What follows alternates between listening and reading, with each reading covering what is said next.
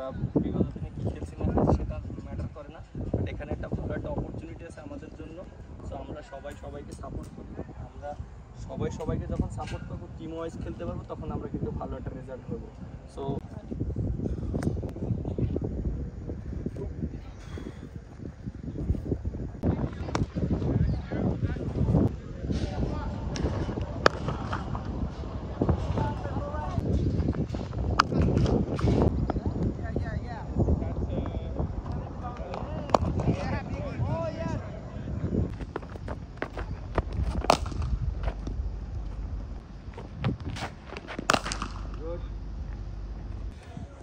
Global super league এটা আমার প্রথম কোনো বাইরের ফ্র্যাঞ্চাইজি ক্রিকেট লিগ ছিল।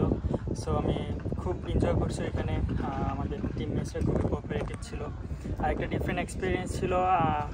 বাট ক্রিকেট খেলা সব জায়গাতেই সমান, ভালো বল সব জায়গাতেই ভালো বল। আমি জাস্ট মেনটেন করার চেষ্টা করছি, ভালো বল করব। সো আলহামদুলিল্লাহ, যদি আশানুরূপ ফলাফল আমরা করতে পারি নাই, বাট আমি খুব এনজয় করছি এখানে। আর আফটার একটা ছোটো ইনজুরি পরে এখানে আসলাম, কিন্তু ইনজুরি আমার কাছে মনে হচ্ছে না যে আমি ইনজুরি পরে আসছি। খুব ভালো ফিল করতেছি আলহামদুলিল্লাহ।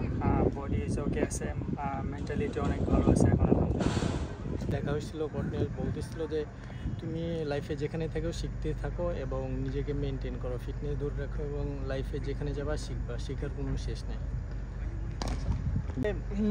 ইন্টারনেটে কী চলতেছে এগুলো সেরকমভাবে মাথায় নিই না, জাস্ট একটা জিনিসই ফোকাস করতেছি, মাঠে কেমনি পারফর্ম করা যায় এবং আমার টিমকে কীভাবে আমার বেস্ট পারফর্মটা দেওয়া যায়। যখনই খেলতে নামি চেষ্টা থাকে কিংবা ওরকম মাইন্ডসেট নিয়ে নামি যে টিমকে আমার বেস্টটা দিব, তো টিমকে বেস্টটা দিতে পারছি আলহামদুলিল্লাহ, ভালো লাগছে। মাঝে কাছে থাকতেছি, সেই কোচের আন্ডারে কাজ করতেছি, নতুন কিছু শিখতেছি, যে কোনো দেশে যাইতেছি ওই সব দেশে কন্ডিশনে নতুন কিছু শিখতেছি। তো শিক্ষার কোনো শেষ না, আমি এখানে এসে শিখলাম যে এই ওয়েদারে কিংবা এই ওয়েস্ট ইন্ডিজে উইকেটে কেমন বল করা উচিত কিংবা কেমন লাইন নিতে বোলিং করা উচিত। তো অবশ্যই শিখতেছি সব জায়গায়।